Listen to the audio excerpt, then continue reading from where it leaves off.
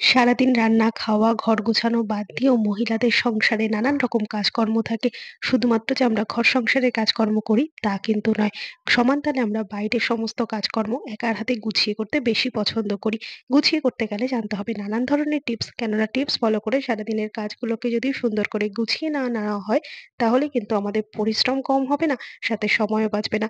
আর সবথেকে বড় কথা, মাসের শেষে কিন্তু বেশ কিছুটা টাকা আমরা সেভ করে নিতে পারবো যদি এই টিপসগুলো ফলো করে সারাদিনের কাজগুলোকে করে নিই। আজকে সেই রকমই বেশ কিছু টিপস তোমাদের সাথে শেয়ার করবো। চলো তার আজকের ভিডিওটা শুরু করে দিই। বন্ধুরা, আমরা অনেকেই আছি রান্নাঘরে যখন নানান রকম কাজকর্ম করি তখন নানান রকম ফোনে গান চালিয়ে দিই কিংবা কোনো ভিডিও দেখে আমরা রান্না করি। তাতে কি হয় বলো তো বন্ধুরা?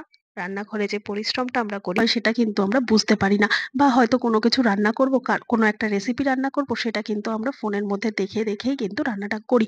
কিন্তু এই পজিশনে কি করতে হয়, আমাদের ফোনটাকে কোনো একটা জায়গায় দাঁড় করিয়ে রাখতে হয়। এরকম ভাবে যখন আমরা রান্নাঘরের স্ল্যাবের ওপর বা কিচেন কাউন্টারের ওপর এইভাবে ফোনটাকে দাঁড় করাই, ফোনটা কিন্তু বারবার স্লিপ কেটে পড়ে যায়। আর পড়ে যাওয়ার ফলে কি হয় বলো তো বন্ধুরা? ফোনের স্ক্রিনটা ভেঙে যায়।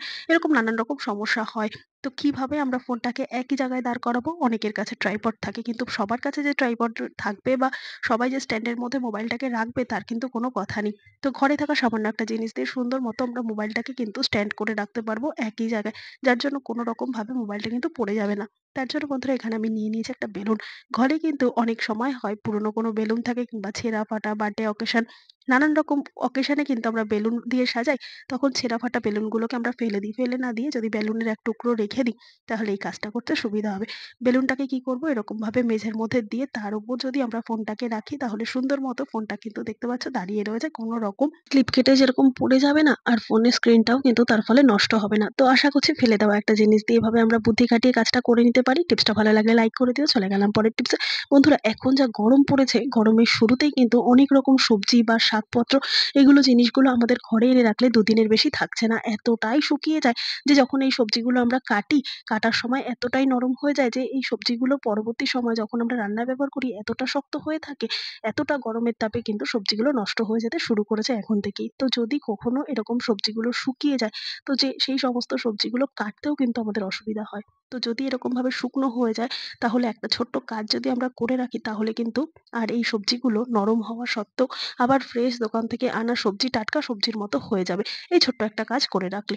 তো দেখো, প্রয়োজন মতো সবজি এখানে আমি বের করে নিয়েছি। এরপর এই সবজিগুলোকে বড় একটা পাত্রের মধ্যে বা গামলার মধ্যে রেখে সমস্ত সবজিগুলোকে এরকমভাবে জলে ভিজিয়ে রাখবো।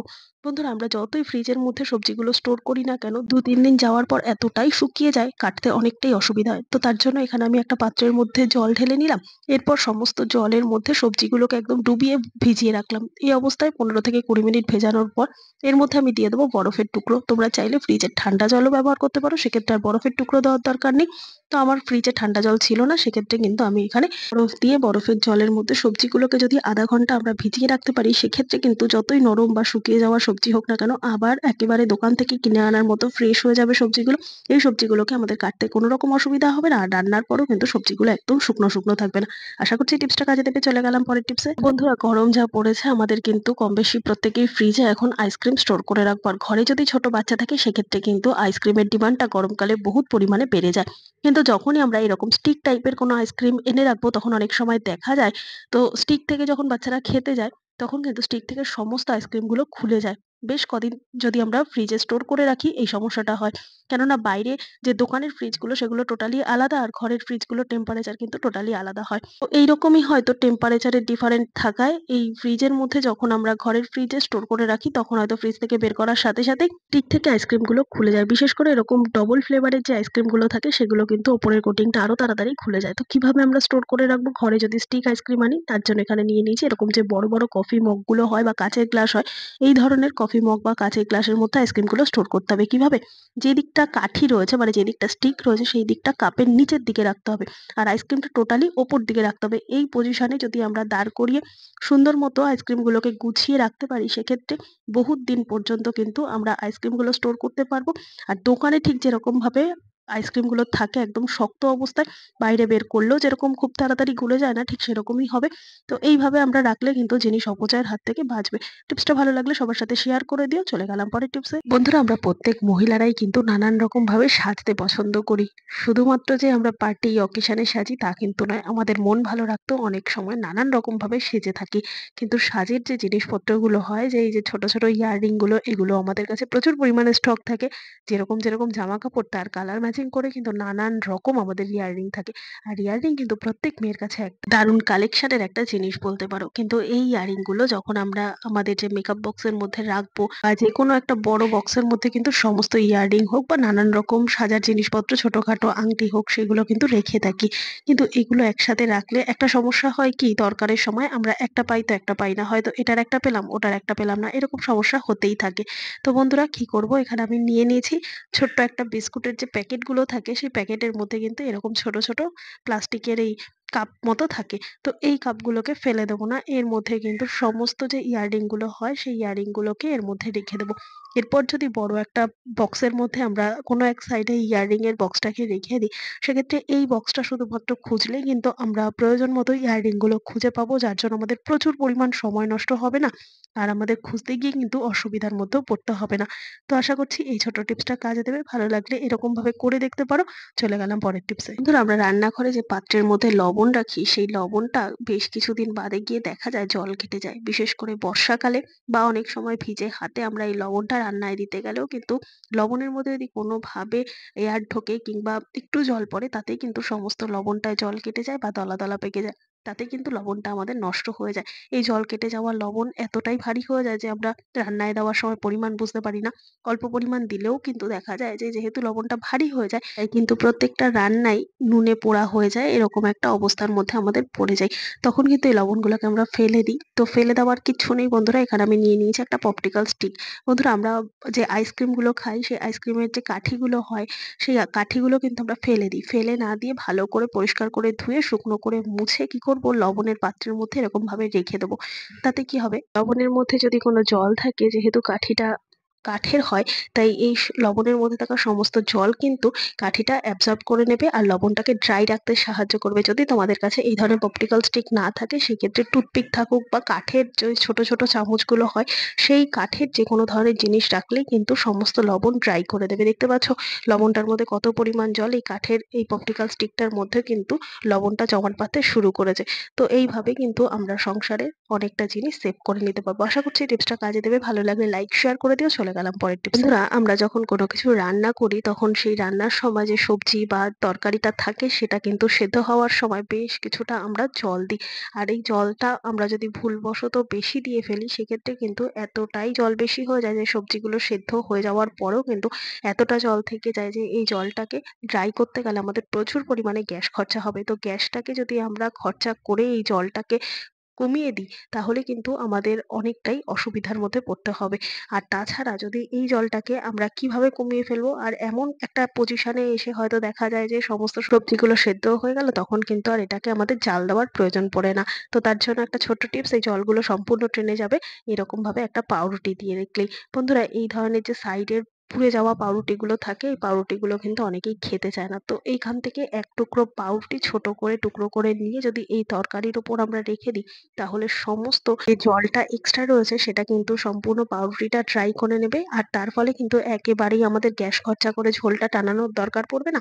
আর অল্প একটু সময়ের মধ্যে কিন্তু সমস্ত ঝোলটা পাউরুটিটা অ্যাবজর্ব করে নেবে। তারপর আমরা পরিমাণ মতো ঝোলটা রেখে তারপর যদি পাউরুটিটাকে ফেলে দিই, তাহলে কিন্তু দেখতেই পেলে বন্ধুরা অনেক সহজে কিন্তু সম্পূর্ণ গ্রেভিটা ড্রাই হয়ে গেল।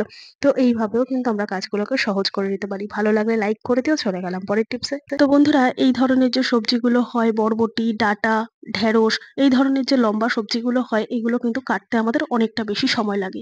যেহেতু এরকম সবজিগুলো আমাদের একসাথে অনেকগুলো নিয়ে কাটতে পারলে হয়তোবা তাড়াতাড়ি হয়। তো সেই সমস্ত সবজিগুলো যদি একটা একটা করে কাটি, সেক্ষেত্রে কিন্তু সময় লাগে।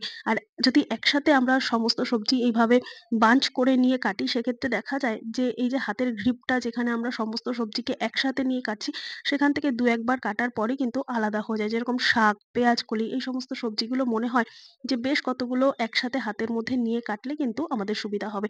তো সেই গ্রিপটাকে ঠিকঠাক মতো করার জন্য নিয়ে নিয়েছি গার্ডার। বন্ধুরা এখানে সমস্ত সবজিগুলোকে একই দিকে মুখ করে নিয়ে তারপর কি করতে হবে, এই রাবার ব্যান্ডটার সাহায্যে মাথার দিকটাকে টাইট করে আটকে দেবো। এইরকম ভাবে পেঁয়াজ কলি, বরবটি, ডাঁটা, ঢেঁড়স, শাক এই ধরনের সবজিগুলো যেগুলো অনেকগুলো করে আমরা একসাথে কাটতে পারি, সেই সমস্ত সবজিগুলোকে একসাথে নিয়ে এরকম মাথার দিকে যদি একটা টাইট করে রাবার ব্যান্ড দিয়ে একটা গ্রিপ মতো করে নিই, তাহলে কিন্তু সুন্দর মতো সবজিগুলো একসাথে অনেকগুলো কাটা যাবে। যার জন্য আমাদের আলাদা আলাদা করে কাটতেও হবে না, সময়টাও বাঁচবে। দেখতে পাচ্ছ বন্ধুরা, এইভাবে কাটার ফলে কিন্তু সমস্ত সবজিগুলোকে একসাথে আমরা একই মাপের কাটতে পারছি।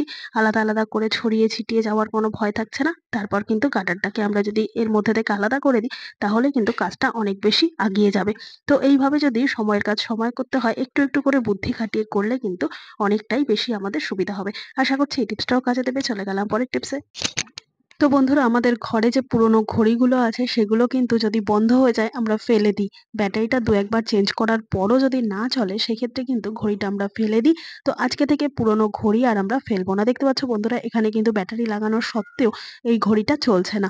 তো কি সমস্যা? আমরা হয়তো দু একবার ব্যাটারিটা চেঞ্জ করেছি, কিন্তু দেখো বন্ধুরা, পুরোনো ঘড়ির যে মেশিনটা, এই ব্ল্যাক কালার জায়গাটা, তো এই জায়গাটা অনেক সময় হয় মোটরটা নষ্ট হয়ে যায়, বা মোটরটা এত পরিমাণ গরমের জন্য কিন্তু নষ্ট হয়ে যেতে শুরু করে। তার ফলে যতই আমরা নতুন নতুন ব্যাটারি লাগাই না কেন, সাথে সাথে কিন্তু ব্যাটারিগুলোকে গলিয়ে দেয়।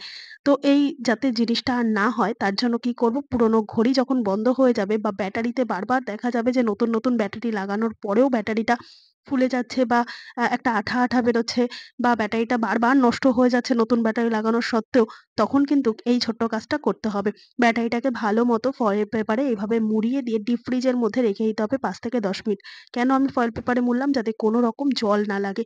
তো এবার যদি বেশ কিছুটা সময় এইভাবে ডিপ ফ্রিজে রেখে দেওয়ার পর আমরা এই ব্যাটারিটাকে ডিপ ফ্রিজ থেকে বের করে নিয়ে, তারপর যদি এটাকে আমরা ঘড়ির মধ্যে লাগাই, কিন্তু লাগানোর আগে ভালো মতো ফয়েল পেপারটাকে খুলে নিয়ে তারপর ব্যাটারিটাকে একটা শুকনো কাপড়ের সাহায্যে ভালো করে মুছে নিয়ে তারপর যদি ব্যাটারিটাকে আমরা ঘড়ির মধ্যে লাগাই, সেক্ষেত্রে ব্যাটারিটা একটু ঠান্ডা হওয়ার কারণে কিন্তু এর পিছনে যে মোটরটা বা মেশিনটা রয়েছিল, সেটা কিন্তু বারবার যে হিট হয়ে যাচ্ছিল, সেই হিটটা আর হবে না। তারপর কিন্তু নিশ্চিন্তে আমরা এই একই পুরোনো ব্যাটারি বা নষ্ট ফেলে দেওয়া যে ব্যাটারিগুলোকে আমরা ভাবতাম, সেই ব্যাটারি দিয়েও কিন্তু আমরা ঘড়িটা অনায়াসে চালিয়ে নিতে পারবো। দেখতে পাচ্ছ বন্ধুরা, পুরোনো ঘড়ি ফেলে দেওয়ার আগে অবশ্যই মেশিন না পাল্টে এই কাজটা একবার করে দেখবে। আশা করছি আজকের সমস্ত টিপস তোমাদের কাজে দেবে। টিপসগুলো ভালো লেগে থাকলে লাইক, কমেন্ট, শেয়ার করে পাশে থাকবে। আমার এই ভিডিওটা কে কোথা থেকে দেখছো কমেন্ট করে জানাতে ভুলবে না। দেখা হবে আবার অন্য কোনো ভিডিওর সঙ্গে। ধন্যবাদ।